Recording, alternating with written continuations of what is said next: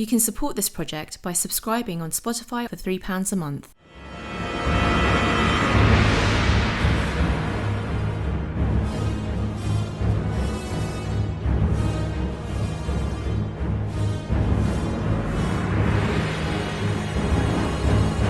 I am the serpent of the secret fire, wielder of the flame of our Lord.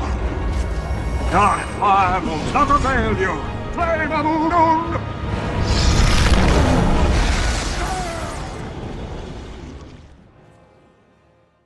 Welcome to the Nostalgia Podcast with me, Sebastian Morello, my co-host Brian Scarf, and this time we have a very dear friend joining us, Nina Power, who some of you may know.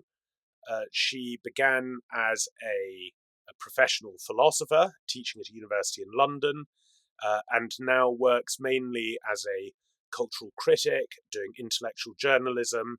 You will have likely come across her pieces in The Spectator and elsewhere. It's a great honour and a pleasure to have you with us today, Nina. Thank you both for the invitation.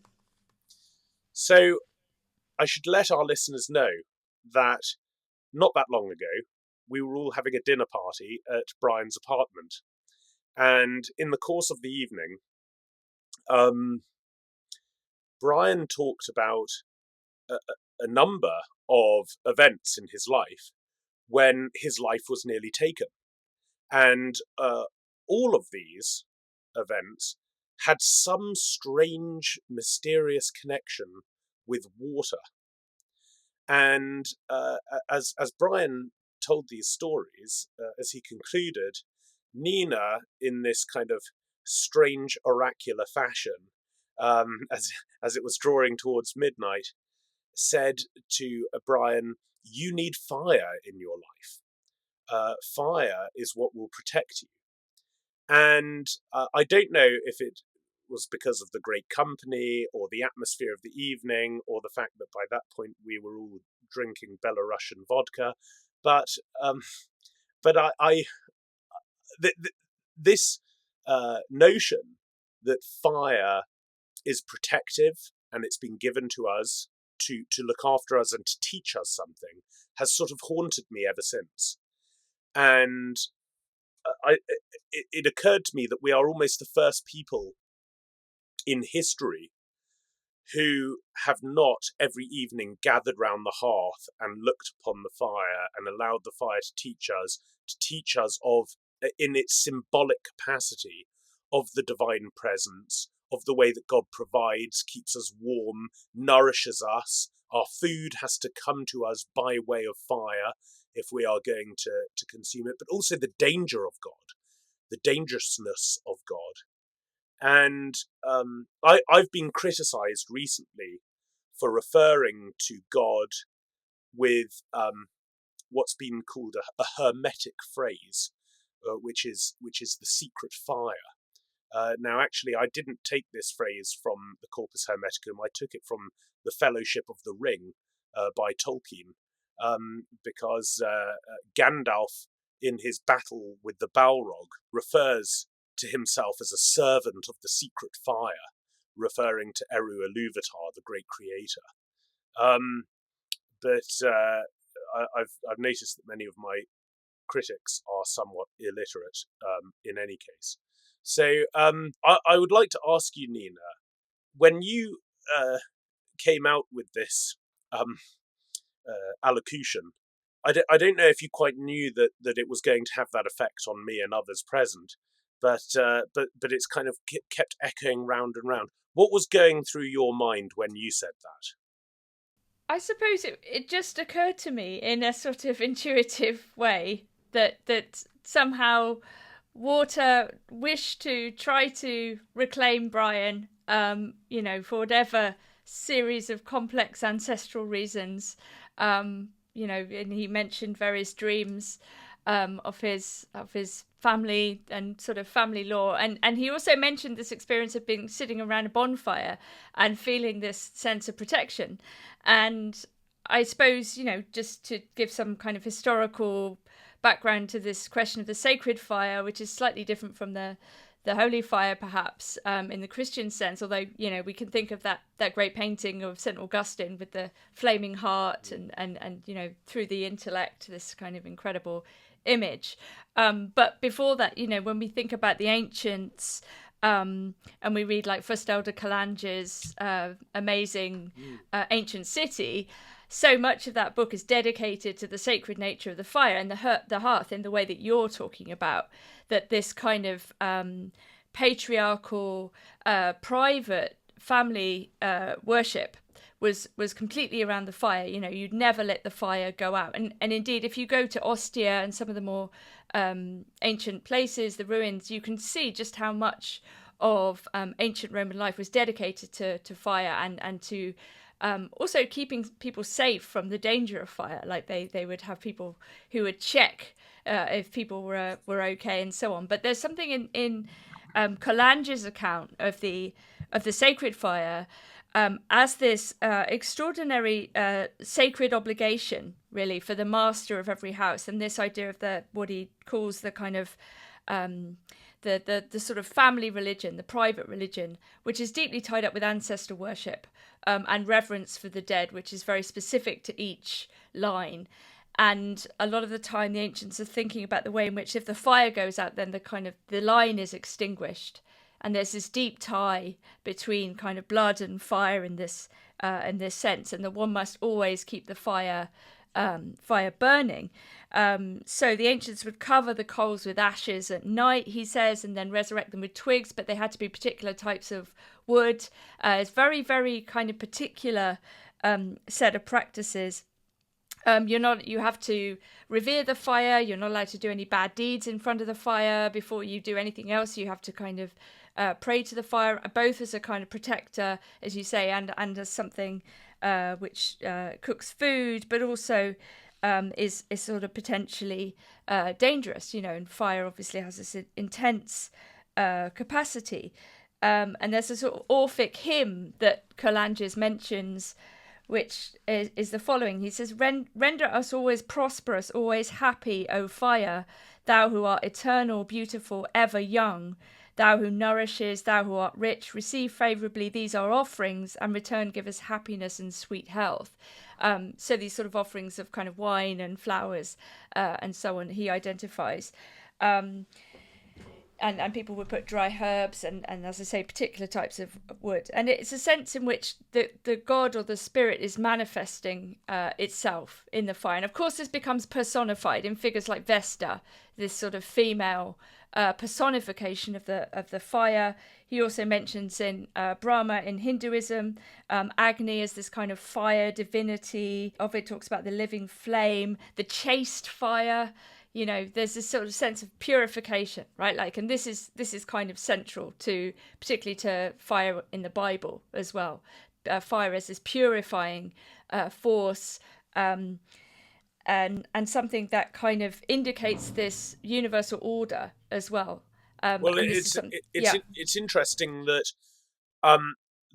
fire as an aspect of hell or damnation has a slightly kind of ambiguous role in Christian history, because at various times hell is thought of as a fire, or it's thought of as absolute coldness, as frozenness. But by the time Dante is in the very center of hell, it's just ice and the devil is just frozen, right? Whereas fire as purification that is not ambiguous. That comes up over and over and over again in the Christian tradition. The purgatorial experience has always been understood as purifying fires. So there is something that fire is a symbol of the transformation that God wants us to undergo so as to become God-like. Yeah, absolutely. And I think, the burning bush, it's not a consuming fire. It's a kind of perpetual or eternal fire. And in the book of Revelation, it's hell itself that is cast into the lake of fire. And what is a lake of fire? I mean, this is a very curious image. But yeah, it's sort of, and it's described as the second death. So fire is also something there that is, not, it's punishing, but punishing of evil. in that sense, and otherwise it's largely purificatory. Also the sacrifices, intense amounts of burnt offerings in the first 5 books of the Jewish Bible. Yeah, and I think for Dante in the Inferno, it's both kind of wrath and purification, and of course it has this ambivalent quality, But I agree that in a sort of spiritual practice, the fire is that which is purifying. It scorches away sin and all of the other things that might kind of distract us from our spiritual path. I was thinking about the eternal fire and how these are major features of the ancient civilization, the ancient city. But this is something that's still practiced, particularly in Eastern Europe. The war memorials have an eternal flame which never goes out at each of them, and it's an extremely sobering thing to go and see, because you'll have this often giant, potentially sort of brutalist, propagandist statuary, sometimes very symbolic, sometimes with more human iconography, often on an absolutely gigantic scale, set in a very gigantic location, huge proportions, and right in the center will be this flame that just burns day and night, and has done since the 1940s or early 1950s, and will probably, as long as the state of Russia continues, will never go out. And the other thing that it made me think of was the lamp that burns in the sanctuary of every Catholic church, that also never goes out, which surely is a continuation of exactly this same sort of sacred presence. Yeah, wherever you find the Eucharist, you find a flame. There is always a flame in the sanctuary, and if the flame isn't there, it's because the Eucharist has been removed. So the one is always the symbol of the presence of the other.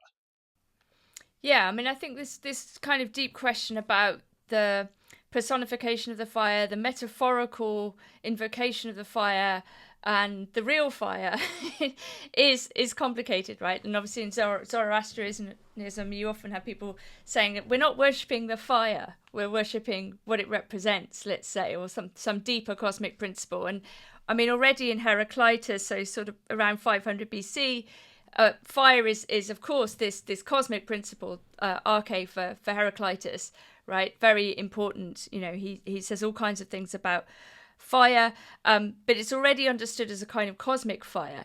And he's not a natural philosopher in the same way that we might think about the elemental thinkers.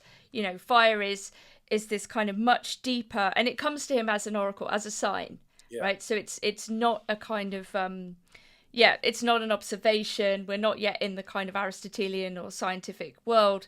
This is a kind of a deep sign that reveals to Heraclitus how the war of opposites can be reconciled ultimately. But we sort of begin with the thunderbolt. We begin with lightning. We begin with fire.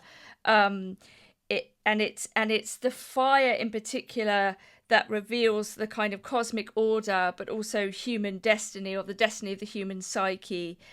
He says the thunderbolt pilots all things, and it's this idea of a kind of celestial fire.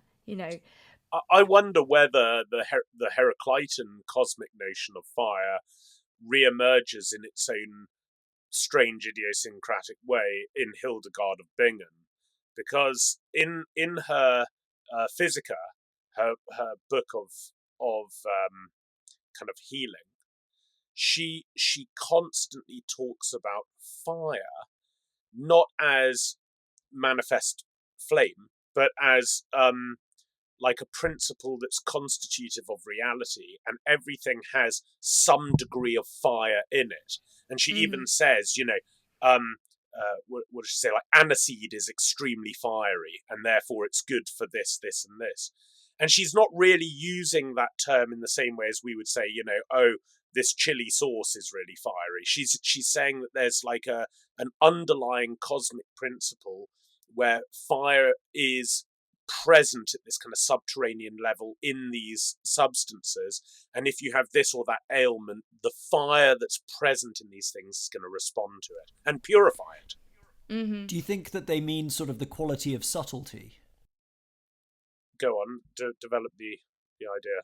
So I suppose in the more the pre-scientific elemental theory of reality or narrative of reality, subtlety is contrasted against kind of gross materiality. So matter is kind of the opposite of form, and grossness is the quality of matter, and subtlety is, I suppose, the quality of form, or something that so like sort fire, of pairs fire with... as an astral body, basically. Right, exactly. So the more celestial things become, the more subtle they become, the more flame-like they become.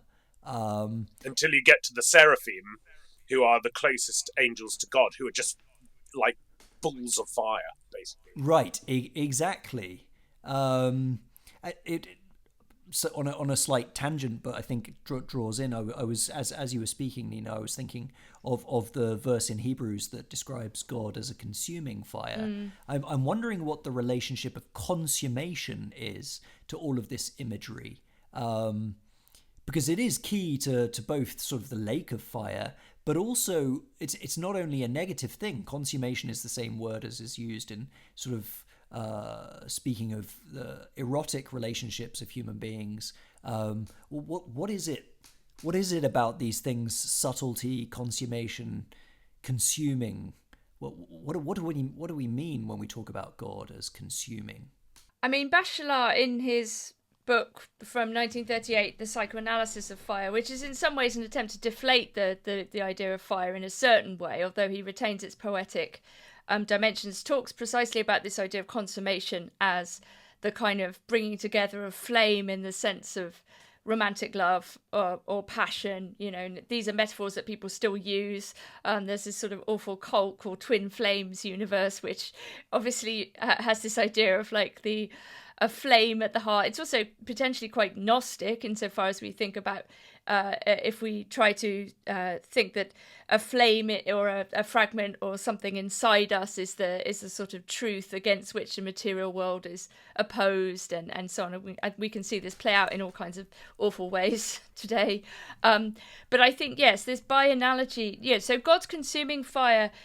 I mean, obviously, in a sense, he kind of destroys Sodom and Gomorrah, for example, in this way. You know, and he's a jealous God as well, insofar as it's a question of reverence. You know, you're not really supposed to you can't really use the fire for anything else, right? Like every sacrifice, every firstborn, everything of the animals has to be kind of immolated in God's name. So I think I suppose it's a way of thinking about power in that sense. Like what is this all-consuming power potentially that can be completely destructive, perhaps purifying as well, because it's destructive of things unworthy. Mm-hmm. This is perhaps the imagery we're constantly given, is that the test of fire is that it will burn and burn and burn, but something will be left, or if something is left at the end, that's the gold.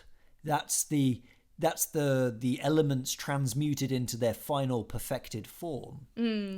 I mean, at the ancient city, Calangius says that the Romans, in particular, what he knows about it is that you're only allowed to use the solar rays and rubbing of the sticks to light the fire. You're not allowed to use artificial tools like flint or so on. So it's about proximity to light in a celestial sense, and you're only allowed to put certain things in the fire, right? You're not allowed to put rubbish in the fire. You can't use fire in this destructive way, right? To kind of burn things you don't want anymore. One is always burning things, I don't know, productively is the wrong word, but the right things, the right wood, the right food, the right, you can't just use it as this sort of trash can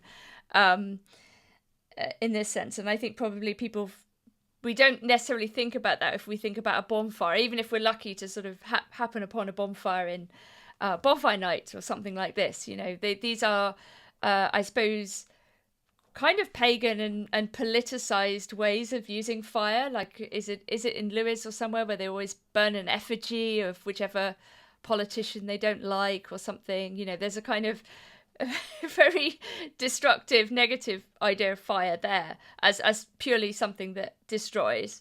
I wonder whether it's helpful to bring in at this stage. I mean, I'm sort of thinking out loud here, but in contemporary Christian theology, we've become very used to thinking about sacraments as solely the 7 sacraments of the new law, the new covenant. But in St. Thomas, he actually, he uses the word sacrament in 3 different ways. And actually, if you go back to the patristic tradition, you can trace a 4th way. So it was common, particularly in the Greek fathers in the first few centuries of the church, to talk about creation per se as a sacrament. So the cosmos itself is a sacrament, right? The whole world is a sacrament. And then you have, in later theology and highly developed in Aquinas, you have the sacraments of the Old Covenant, like circumcision is a sacrament of the Old Covenant, where God is in the process of redeeming his people through these particular actions of law-keeping that actually affect the role of grace in their lives. And then you have the sacraments of the New Testament, the 7 sacraments, of which the church is the custodian. But these sacraments themselves, because they assume up into themselves things of the created order in order to bring them about, like water for baptism or oil for confirmation or whatever, they presuppose an already established sacramental order of nature. So you have the cosmos as a sacrament, but you also have the sacraments of nature, which are individual things. And Aquinas names some of them, and he insists that water is a sacrament of nature. It's a natural sacrament, which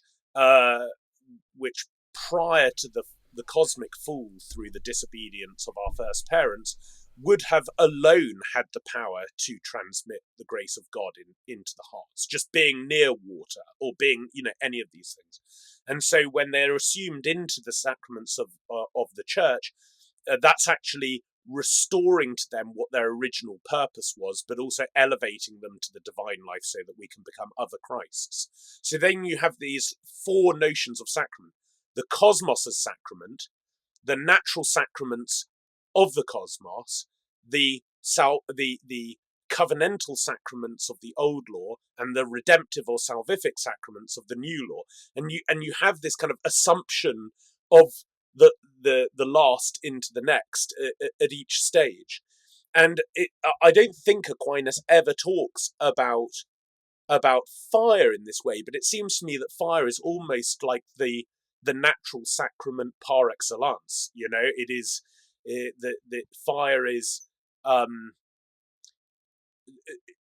when one looks into fire, one sees this original capacity that it must have had to convey the graces of God, particularly because fire has this really, really strange ability to silence people. And I was up staying with a friend in the Lincolnshire Wolds on his farm not long ago, and he had been clearing some of his woodland just to help the younger trees come through. And so he had his horse kind of pull up all these logs and sticks into the middle of the field, and we made this bonfire and set it alight, and the flames were going up, and we stood there for a couple of hours just in absolute silence. We had nothing to say in the face of it. It was like it was all consuming in that way. It was like the earth's passion manifesting itself. And it's and on this point of, sorry, 100 thoughts coming into my head all at once, but on on the point of this notion of fire as consuming, it's very interesting that we translate our Lord's words on the cross as "it is accomplished," but Jerome translates them as "consummatum est."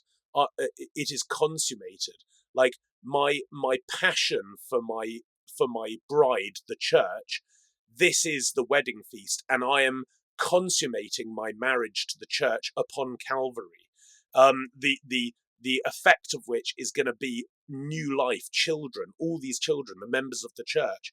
And so it is deeply, deeply spousal imagery as our Lord is consumed in the fire of his passion upon the cross for his church. And then when we encounter fire as Christians, it's like the fire is the icon of that love. Anyway, that's a kind of stream of consciousness, but you can do what you like with that. Oh, that was very interesting. What came to mind was as you were describing the mode in which water would have had this sort of sacramental conveyance of grace in the primordial creation.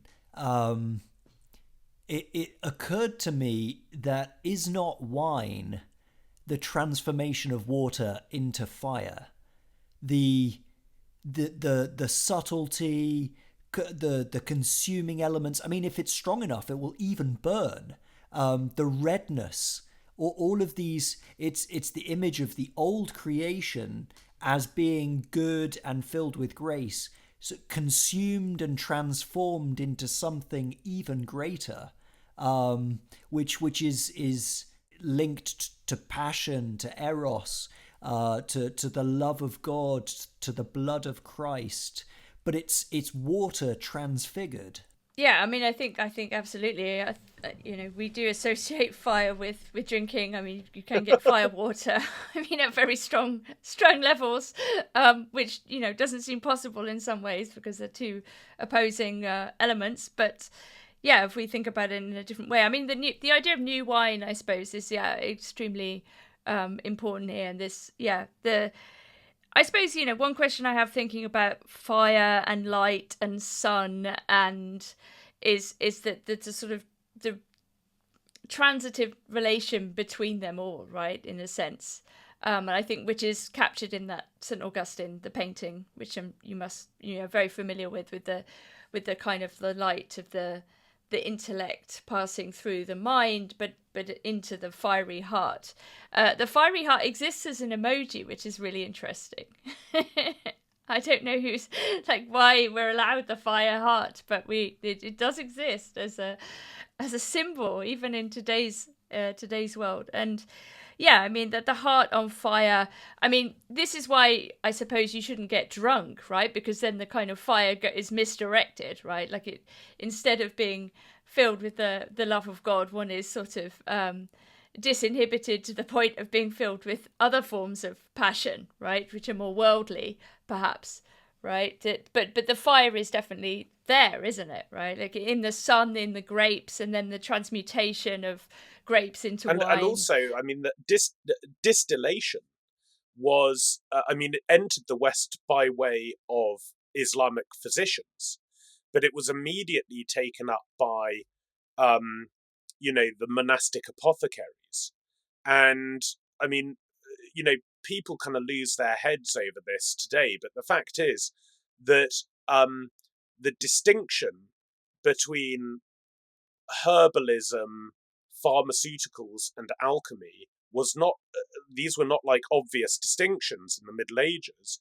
And what the monks, the healing monks of the Benedictine and Cistercian orders were doing when they adopted the methods of distillation is they were taking something that comes from fire, like, as you say, the grapes that emerge out of the reception of the fire of the sun. They were taking these, or the grain of the earth that comes up out of the earth by the reception of the sun's fire. They were taking these things, and they were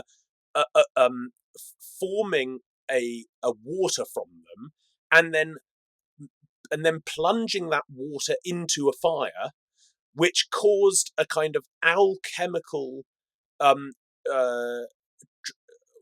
what would you say? It's like a translating of the fire to which it is subjected. That fire is transposed into the liquid, so that the distilled product at the end burns you on taking it, right? But distilled spirits were used in the Middle Ages almost exclusively for medicinal reasons. I mean, the Europe was committed to its fermented drinks of beer and wine, but spirits were medicinal, and in fact, spirits didn't make their way from the cloister into the tavern until basically Henry VIII smashed all of the monasteries, and then the country had these kind of wandering monks who had traditionally been unpaid healers of the community, but now were starving and homeless and had so they started selling their ethanol and their method of making it to people in the hope of making ends meet, and then it kind of spilled out. And what's really interesting, I think, in the history of England in particular, with the role of fire water, is that taking something as dangerous as fire and alchemically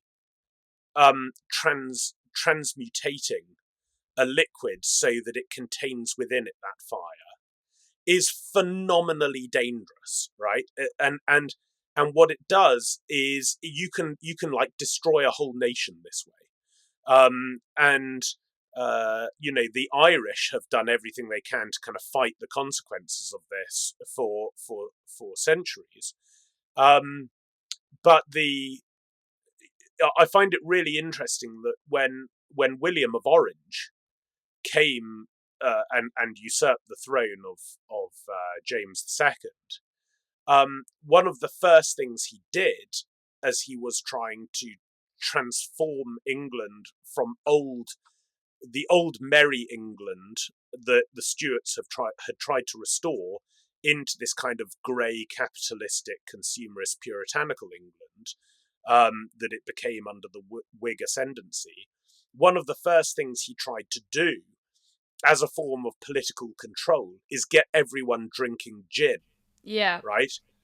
and it wasn't long before, you have people like Hogarth doing their images of Gin Street and Beer Street and Gin Lane, trying to say, guys, let's go back to our old method of fermented drinks, because this stuff is really dangerous and it's destroying us as a people.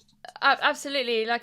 So the first part of the 18th century, when you have the gin craze in London and elsewhere, it's like also this, what was people were not able to do was change from drinking small beer or weak beer. I mean, in Shakespeare's time, everyone was drinking small beer because it was, including children, because the water was so dirty. And you either ferment water or you boil it, right? These are the two anthropological options, and the East largely went with the boiling, hence tea. And a lot of people, Eastern people, can't take alcohol because they don't have the adaptation.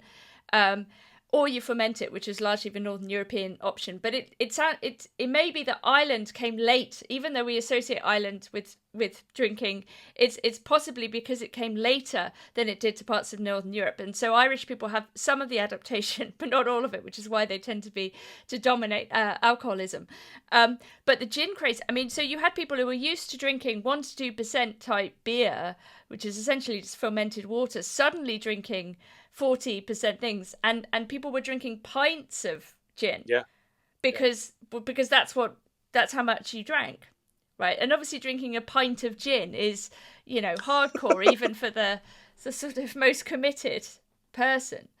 Yeah, I mean, terrible destruction. I mean, these are insanely powerful forces. Yeah, and I think at the root of it lies fire. Yeah, exactly. So it does suggest that the transformation of water into this alcoholic drink, whether it's beer or wine or spirit, there is a certain amount which the drink can contain and still be fitting for the material universe. There's wine the example that we're given of what happens at the end of time with the grapes being sort of brought in by the wrath of God and trampled by the wrath of God, this process of old creation coming in for harvest and going through the process is not distillation, it's winemaking. So the transformation is going to be the coming of fire. I mean, we're even told, as St. Peter says, that the world will be destroyed by fire. The fire will come and the transformation will happen, and there will be the reversal of the fall and something new. But it's not that there is still like this balance that occurs. It's not simply a transformation into the absolute of 100% alcohol. Yeah, I mean, it is sort of strange to think about liquids being flammable in the first place, right? So why, if you pour alcohol on a fire, it's especially strong alcohol, it's going to encourage the flames, right? So yeah, I mean, there's sort of this perhaps excess, too much fire in the water, and it's basically flammable, right? It's not a liquid anymore. It doesn't quench the flames. It encourages them. Yeah, and I was just thinking about kind of arson and the destructive fire, because like pyromania is apparently it's the most male of all crimes. Virtually no women are pyromaniacs. Interesting. I learned this at some point. And there's something, I wonder if you guys could reflect on whether, we think about Herostratus. So the Temple of Artemis is allegedly destroyed by Herostratus, who simply wants to become famous, right? So this is what he thinks. He's not good at anything. So all he does is destroy this temple, right? Whether it's true or not, let's take it as true. And even apparently to the extent that he may or may not have destroyed copies of Heraclitus's work on fire, so the fire then consumes the work on fire. It's all too perfect. But we think about the Herostratus figure as someone who is so bloody minded, so destructive, that all he can do is try to get notoriety, not fame, but notoriety, through this immensely destructive pyromaniac act. And we hear about people setting off wildfires. It's complicated questions about burn back and but let's say when people are doing it deliberately in a nihilistic way to simply destroy vast quantities of forests and so on. Of course, these things are enormously they become out of control very quickly. Like we've seen, I've been on Greek islands where half the island has been consumed by a forest fire, and it's absolutely brutal, like devastating levels of destruction. Every plant, every tree is just this singed, dead thing, and it's very eerie. It's kind of creates this sort of this dead lunar landscape with these sort of burnt things. And yeah, so I was sort of thinking about this sort of pyromania as this sort of... I can attest to this, by the way. I mean, it's just like I remember as a little child getting my hands on a cheap plastic cigarette lighter and feeling like I had a magical power that I could just at the end of my hand just cause this flame to erupt, and I remember taking pieces of old newspaper and screwing them up into a ball and sitting on the patio outside my house and just setting fire to the corners and then just watching the fire grow and then die back down, and just being completely entranced by the whole thing. And my brother, one of my brothers, he was like a full-on pyromaniac for about a year. I mean, he bought like pamphlets on how to make homemade explosives, and was creating these like miniature bombs and all kinds of just incredible things. I think there is something going on there.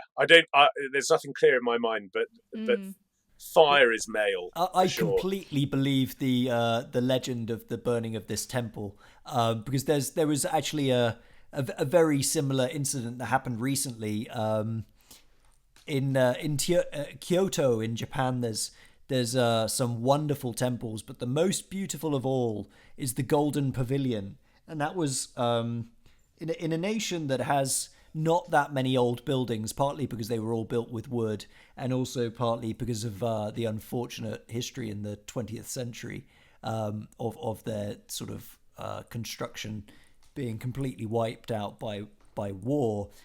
There is this extraordinary, beautiful, gold-clad temple that was built in 1390 something. It's absolutely astonishing and just truly wonderful in every way.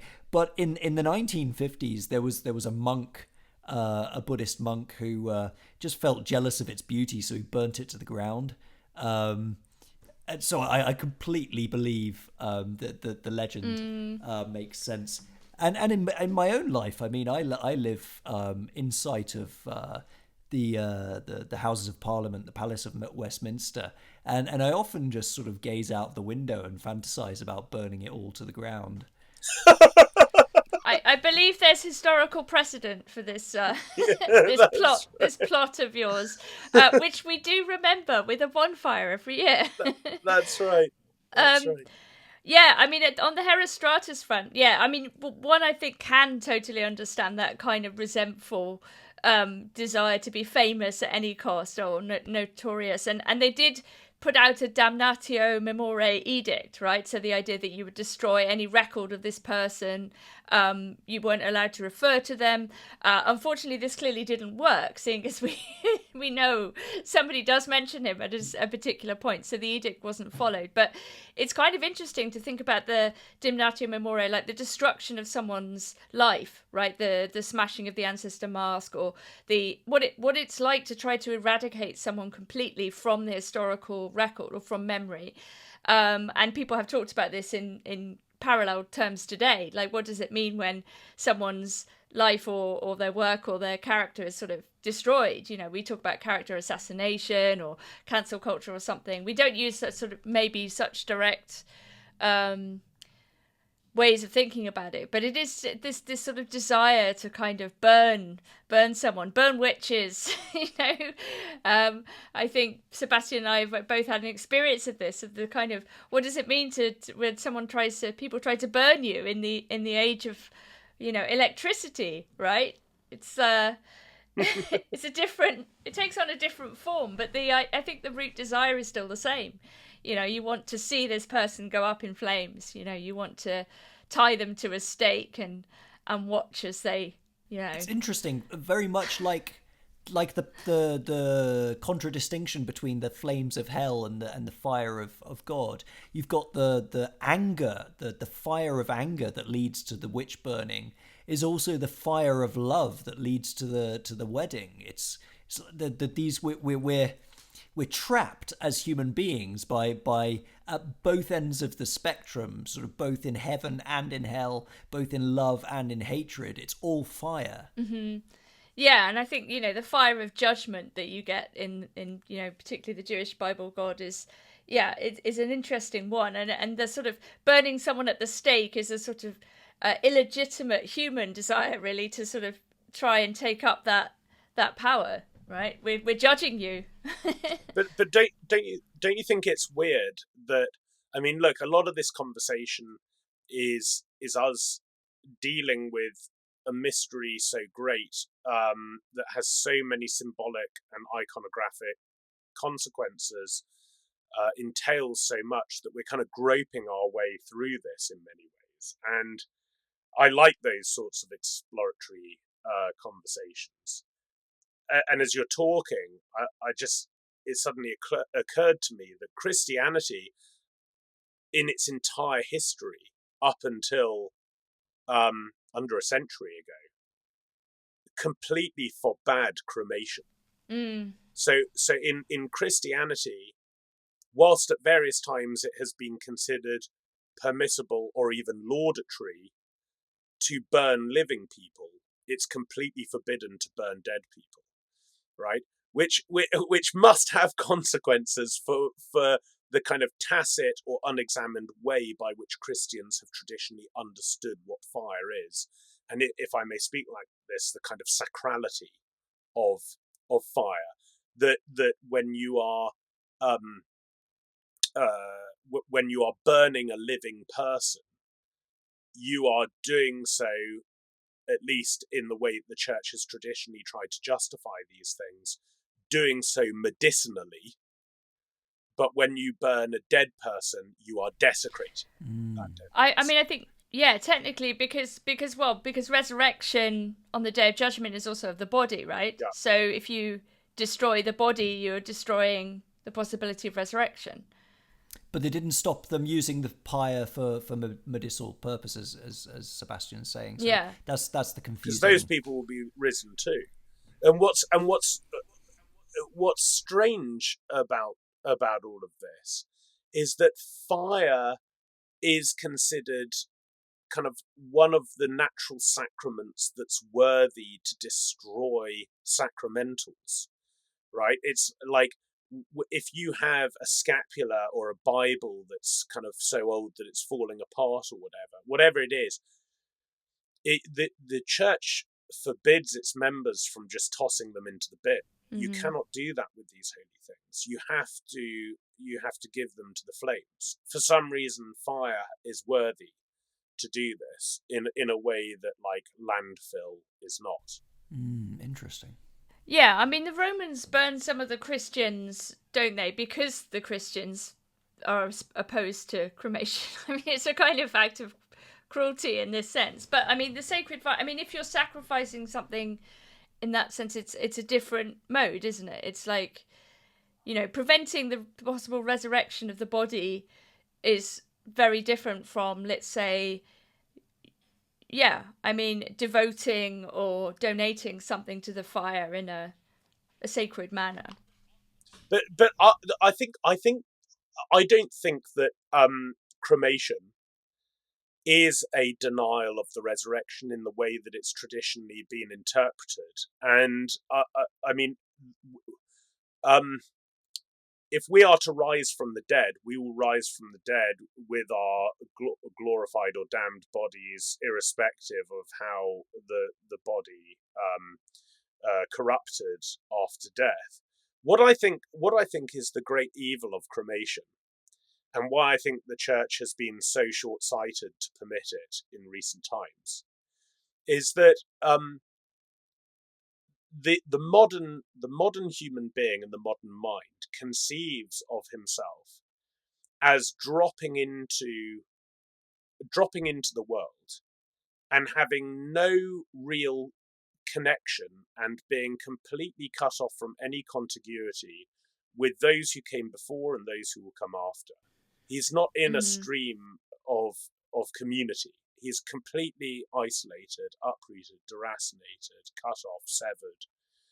He is, as Edmund Burke and Joseph de Maistre, he is that broken off link in the chain. That's what the modern mind is. That's how modern man conceives of himself. And what cremation does is it allows modern people to intensify that sense of atomization.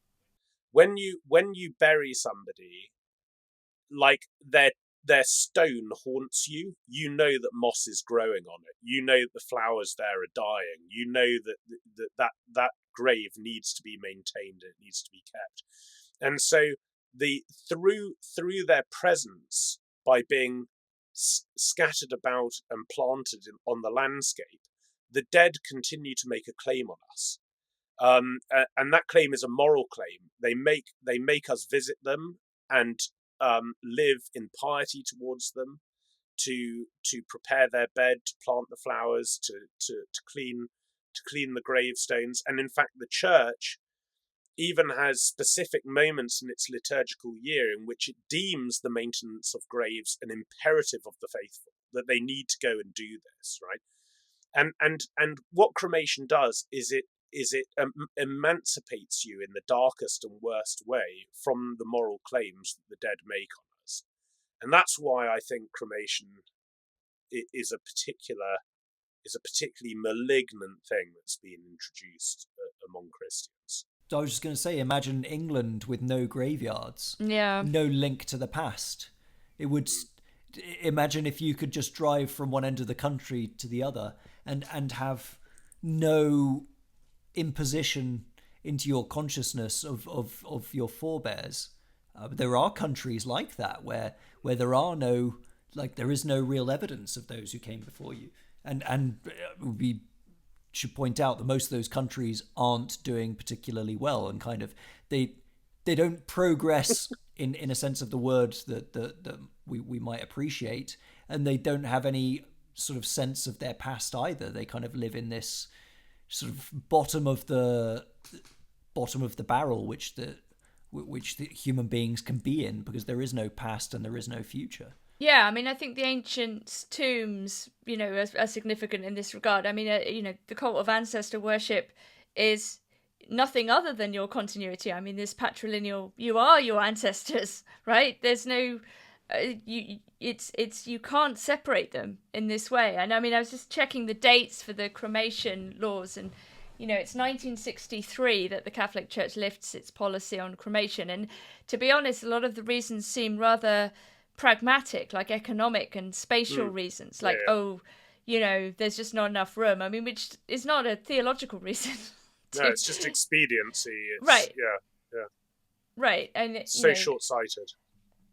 Yeah, I know. I mean, I suppose they're sort of saying, well, okay, as long as you don't do it in denial of the resurrection and the sacredness of the body. I mean, I'm not sure how you would sort of do that. Like, oh, I'm not burning my aunt because I because but that's why I say, that's why I insist on this point, that even that caveat is a red herring.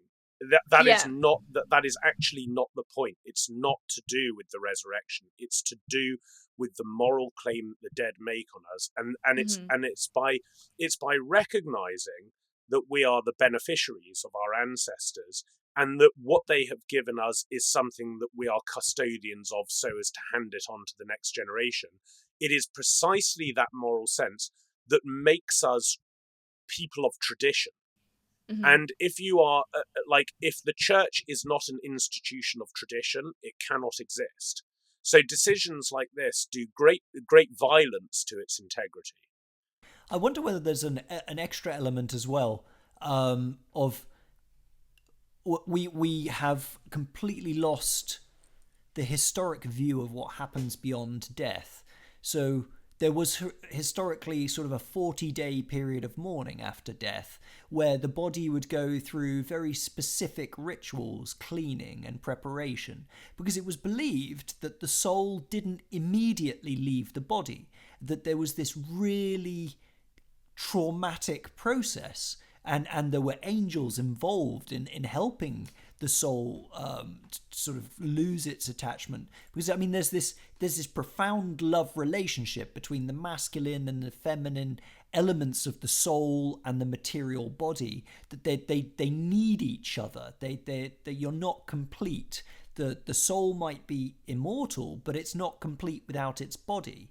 And to desecrate a body or to burn it is to add further trauma to the soul, which is on a journey into the beyond. And we don't know, not everybody's going on the same journey, but historically a great reverence and a process was given to the dead body as a way of helping the person, as a way of helping the soul which is leaving it to do so well, which is in some, I suppose there's this idea of desecrating bodies that leads to poltergeist activity and to ghost activity, that there are souls which don't rest or are caught in the in-between because the process hasn't gone as it should. And so to burn the body is in some ways to add further trauma to a soul which should be going through a process of detachment. Suddenly it's simply consumed. Yeah, you're reminding me here, Brian, I've just found it. Letter 13 in Meditations on the Tarot by Valentin Tomberg, page 358, is his absolutely extraordinary analysis of what ghosts are as a post-death subsisting astral body.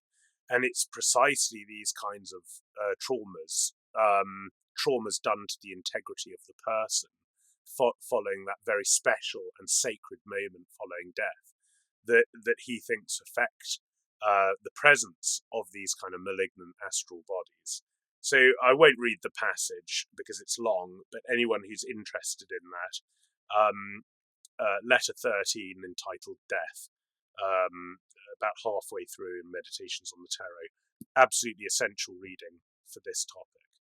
I want to just go back now to before we close to your oracular allocution that evening, Nina, because I just wonder whether, in the same way as getting people to consume fire alchemically transposed into water as a form of political control was a major part of getting the English to accept the new 1689 settlement, I wonder whether removing fire from the ordinary life of people is another form of political control.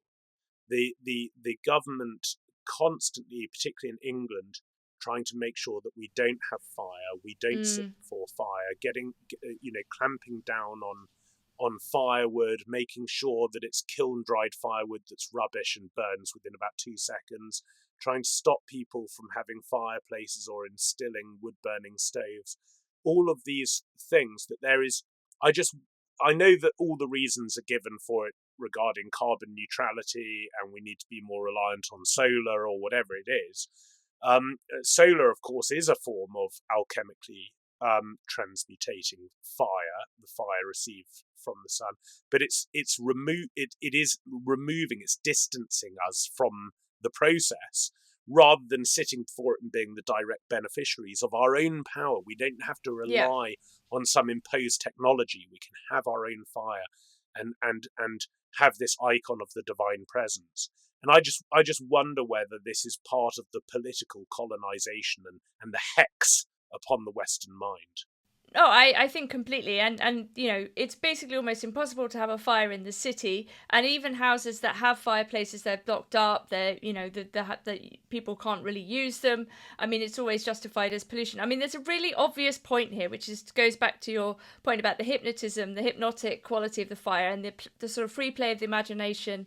The fire is a sort of stimulus to thought and reflection in this slightly trance-like meditative state. And of course, what has replaced the hearth is the television. I mean, it's exactly this hypnotic device. It isn't fire. It's something far more pernicious. It doesn't permit the free play of the imagination, but it does hypnotize people.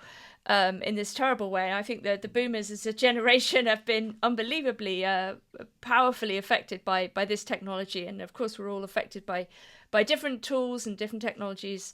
It's we have to be very aware of how this works. But I totally agree. My parents have fireplaces in their country house in Wiltshire, and being good law-abiding citizens, they follow the instructions around having a wood stove, and so they no longer have like a open fire in their living room. They have a kind of stove with like various sort of things. It's very expensive to install, and of course it's not the same. Of course it doesn't permit the same access to this sort of wonderful element, and all of the things that stem from it and flow from it, including kind of communal behaviour, communal being together.